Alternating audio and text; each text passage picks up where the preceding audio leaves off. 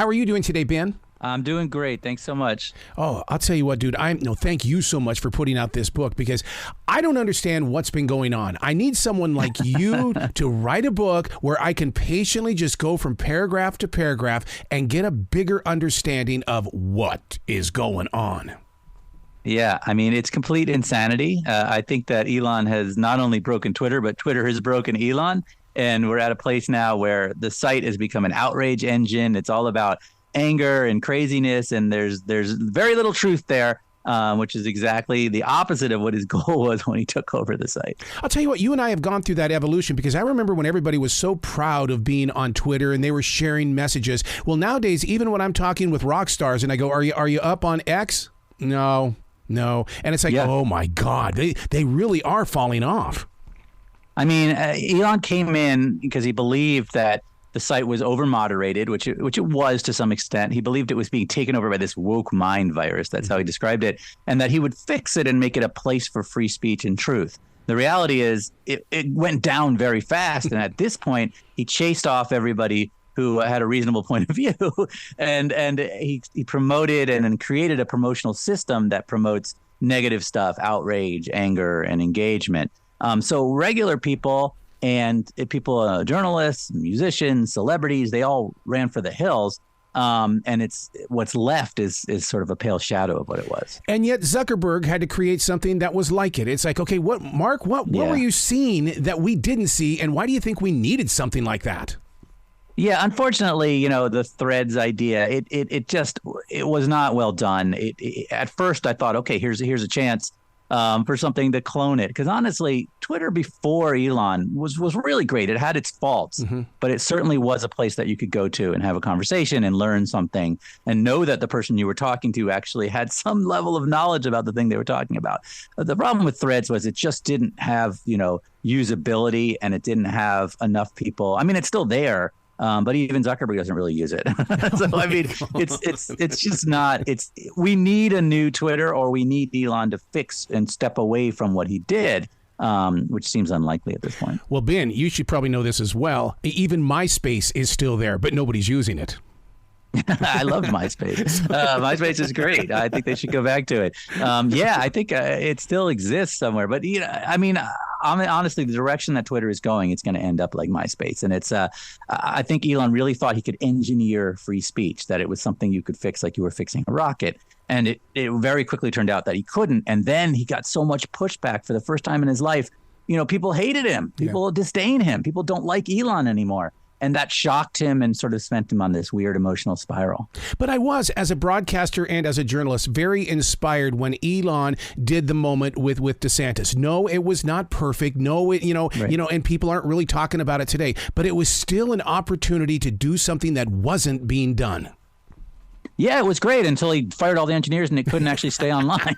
I agree that what he's trying to do with spaces, what he's been doing with journalism, there's something really good in that. I mean, there is something he could get going there. The problem is that he is so his own worst enemy. That he's allowed so much crap on there that all the advertisers went away. And because of that, there's no revenue. So the only way to make revenue is a subscription situation. And then he uses the subscription to boost your posts. So suddenly you're paying $8 to have whatever garbage you spew move up on the list, right? And get higher and higher into the engagement.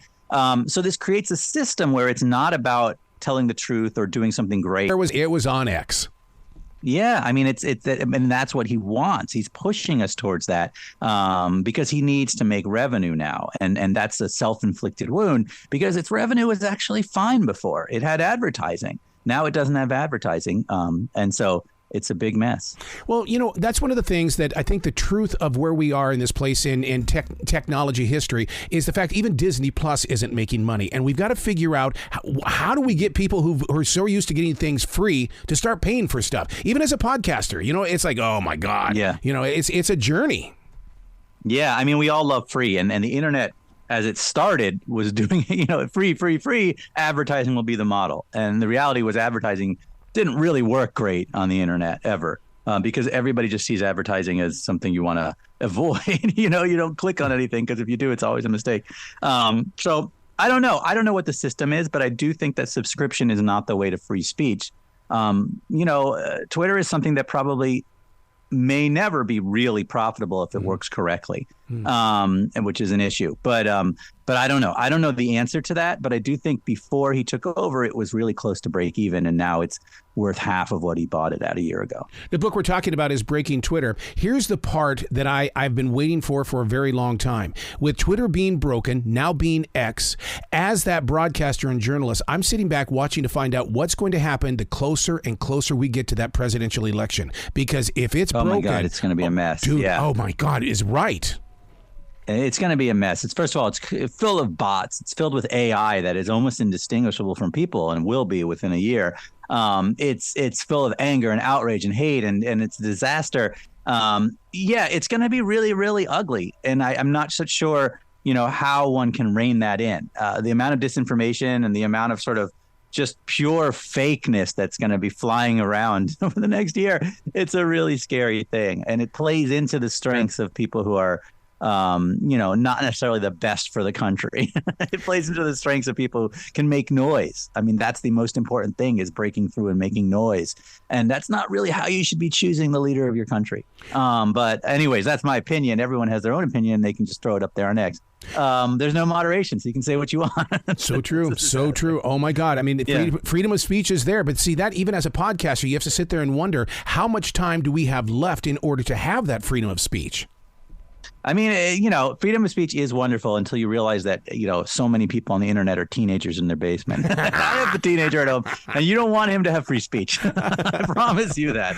I mean, you need free speech, but you need guardrails. If you don't have guardrails, it just turns into disaster every time.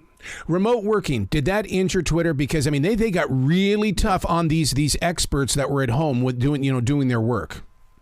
Listen, let's be fair. Twitter before Elon was a bloated company. It had 7,500 employees, many of whom, didn't work in the company. And the biggest sort of anger they got was when they took the smoothie bar away. It was not a company run by hard hitters. There were some brilliant people in there, but it was bloated. And remote work is an interesting thing. We all fell in love with it during COVID because we didn't have to go anywhere. And it was nice. I mean, as an author, I've been doing that my whole life, and there's something really wonderful about it. There are certain businesses that probably should not be remote. Elon's fighting a war against it. He really thinks everyone should go back to work. Yeah. And that's something people can debate. There are pros and cons to it in different ways. But I do think Twitter had an issue with way too many employees, for sure. Yeah, I've been a part of those broadcast companies where we had way too much, but now there's not enough there, and people are going, I'm not interested. And it's like, oh, God, how are we going to survive then? Yeah, I mean, he dug way too deep, and he cut way too many people to the point where, certain things don't work anymore, which is problematic. There's a happy medium. You've got to find a place. You don't want to have too many employees, but you want to have enough to make it keep going. Let's talk about that blue check system. I don't know why I never went hunting down for that thing. Maybe it's because I'm going, why do I need it? Why do I need it? Why do I need it? So, but it was such an issue for people to have to pay for that blue check. Well, I mean, it was a disaster. Right? There's a scene in the book about how it all came about, and it was a total disaster because the idea was that it had become this sort of class system. Mm-hmm. But what it was attempting to do was create some sort of vetting where you knew the person talking about something had some knowledge of that thing. So you knew that, maybe this guy talking is an actual expert on flight, or an expert engineer, or a famous person, or a journalist, or a politician. But now it's someone who paid $8. Yep. And the problem was, not only did he pay $8, but now he's getting boosted. So most of what you see are random people throwing up things as if they know what they're talking about, when really they just paid $8 for a blue check. You can't just look at a comment now and say, okay, this is probably true, or this is probably coming from a place of knowledge, or this is an opinion of someone who, has a voice that I might want to hear. Instead, you just see random stuff all over the place. It was a really big mistake, and there needs to be some system of vetting people. If you really want to have a site about truth, or about, useful, if you want to have a useful site, there has to be some level of vetting. I got to be honest with you. I still think that one of the greatest moments in my life was watching Elon Musk walk into Twitter with a kitchen sink. I mean, it's like that guy's got some guts, man. He's going in there to make a statement. He's really entertaining, and he's someone who is, you kind of want to succeed. And when he came in those front doors, he's funny, he's interesting. You kind of want that, but then he's the same guy retweeting conspiracy theories and anti-Semitic comment and this and that, and it goes off the rails because you can't harness that. So there's really two Elons, and the Elon that's come out the other side of this situation is ruining his own reputation. And that's troublesome. But yeah, I liked it when it came in. I was a big fan, and I wanted him to sort of fix what was wrong with Twitter. But he just trashed it. Whether you like him or hate him, the same thing with Donald Trump. Like him or hate him, for some reason, we still read the stories. I mean, I've got to go there and find out what's up now. I mean, there's massive amounts of charisma in both of them. Yep. They're loud. They're megaphones. They're people who are going to pull all the eyes towards them, which is great for entertainment, but may not be so great for other things.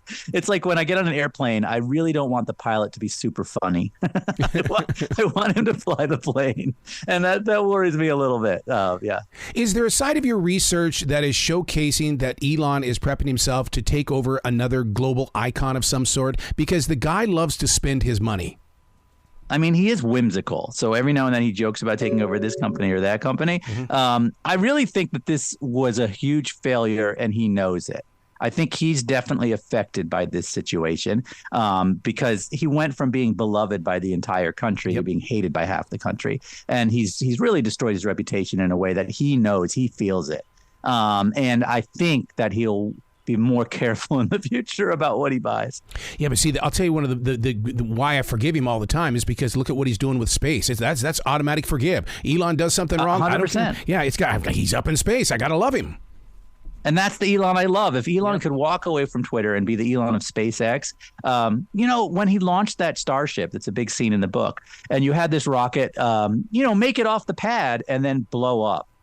Every headline was Elon fails, failure, explosion. The reality is this was an amazing step forwards. And had he not bought Twitter, all of the media would have been like a first step towards Mars. Yeah. That would have been every headline. And instead, he's just derided, and it's his own doing. How close did you get to the people that are watching those numbers? Because I know what it's like to be in radio with the numbers as well as a podcaster, and you get so addicted to checking on the numbers. He seems to be the same kind of a person. Yeah, I mean, I definitely, got deep inside, and I had people on both sides of as sources. And the thing is that the scoreboard is very important to Elon. And he came in, chased all the advertisers away. So suddenly Twitter had no revenue. And that was very important to him to try and find a way for it to make money. Not because he needs money. The guy has infinite amount of money. He's the richest man in the world. But because he set Twitter up as something that needed to be profitable because of the way he bought it. There's so many banks involved. There's debt to be paid down. And unfortunately, by chasing the advertisers away, it forced him into a subscription model. Mm-hmm. And the subscription model is just, something nobody wants to pay for Twitter. And also, if you pay to play, it's not about freedom of speech anymore. So it's at odds with his stated goal.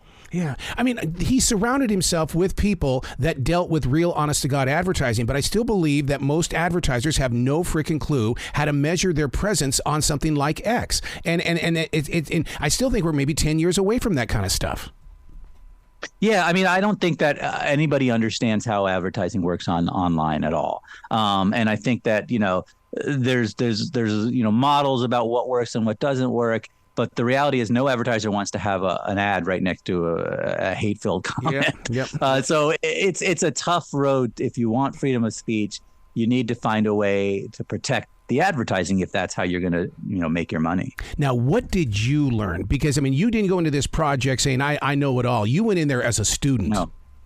No, and I was a huge fan of Elon. I came in it really thinking that he's, the next second coming of Edison or Einstein or something like that. Yep. I learned, first of all, how complicated it is to run a site like Twitter, which is much more complex than building a rocket ship. And the other thing is that a lot of the stories in there I really hadn't heard before about how he reached a point of such a low point after he tweeted that poll saying, should I stay CEO? And he was shocked when people said no, because he really fully expected everyone to say, of course you should. And he locked himself in a conference room. He got so upset that the people outside, in the Twitter people, were so concerned they were going to call the San Francisco police and call in a wellness check on him. I mean, this is a guy who was truly affected by the negative feelings towards him. And it's a very dramatic story. Have you ever sat down and had a conversation? And if it ever happened with me, I'd call him out if he was starting to use hidden speak with me. In other words, talking well above my head. I'd say, dude, come down here. You got to come down here if you're going to have a conversation with me. I mean, is that a dream of yours to talk with him? I mean, I've interacted with Elon before, but I haven't, didn't interview him for this book. He didn't want to sit down and talk to me. I would love to talk to Elon. I think we have a lot in common, but I also think he's a guy who would very much act angrily. He would definitely not he doesn't want you to read this book. Let's put it that way. Breaking Twitter is not the book Elon wants you to read. And listen, I've dealt with, Zuckerberg with the Facebook story, which became the social network. I've dealt with some really, really big people like that before. And in the end, if they can't control what you're going to say, they have to attack you. Did anybody approach you saying, dude, come on now, Ben, don't be putting this in the book. We don't need to know this about Twitter. Well, not really. I mean, for the most part, most of the people I talked to wanted to tell stories because there's so many stories and it's such an absurd situation. And there's really some great stories in the book that haven't been out there yet. Just wildness. And I think that people want to tell stories. I never really had problem getting sources for any of my books. People want to be in the movies, and so everyone feels like their life should be a movie, and so it's often easy to find sources. Well, I'll never forget when Twitter came into play. One of my very good friends, Nathan Ritchie, was saying, "Look, but if you're going to go onto Twitter, you have to learn Twitter speak. You have to speak the language of those that are using it." I'm not seeing Twitter speak being used as much as it was in the very beginning. No, it's been overrun by teenagers. It's all garbage now. And the people that he's pushed to the top, either through the $8 payment or because he just befriends them and retweets them, are really some really awful voices. And so Twitter is dominated now by a certain form of speech that's all guaranteed to make people upset or to ask questions so that you respond, because it's an engagement engine. You make money by getting engagement. It's almost like BuzzFeed, it used to be, it's like the 10 greatest things that do this, or why wouldn't we do this? It's no longer a way to converse with people and meet people. I mean, I don't know if you remember, but on old Twitter, you could go on there and suddenly be in a conversation with some celebrity or some, rock star or some whatever. And that's not the case anymore at all. Wow. And, a piece of Twitter history that I wish that people would somehow remember, I mean, its strength, its one-time strength and its continued strength is what happened with Omar Gaddafi. I mean, Twitter was being used. That's how people were communicating in that country. 100%. You saw it in Egypt. You saw it with that. You saw it when a hurricane happened. You'd have all people saying, I'm safe. Come save me. I'm on this building right here. And now if someone said that, you'd say, oh, that's not a real person. That's it. Right? Yeah. You'd say that's some joke. And that's a real problem. I mean, it's a kind of it took away something that we all used and we all loved. And there's still half the country that loves it because they want to say what they want to say. But it really lost something. Yeah. Where can people go to find out more about you and to find out more about this story? Yeah, well, the book is everywhere. It's called Breaking Twitter. It's in all the stores right now. You can get it on Amazon. And I'm on X, Ben Mezrich on X. Come find me and yell at me. I'm happy to have people yell at me, which is what it's all about. And I'm on Instagram at Ben Mezrich as well, and pretty much anywhere. You can find me on the streets of Boston just walking around. I love it. Man, this was like a conversation about living in the past, but at the same time, my feet are still reaching for the stars, like Casey Kasem would say. Exactly. I haven't given up. I'm still optimistic. Well, you be brilliant today, okay, sir? All right. You too. Thank you.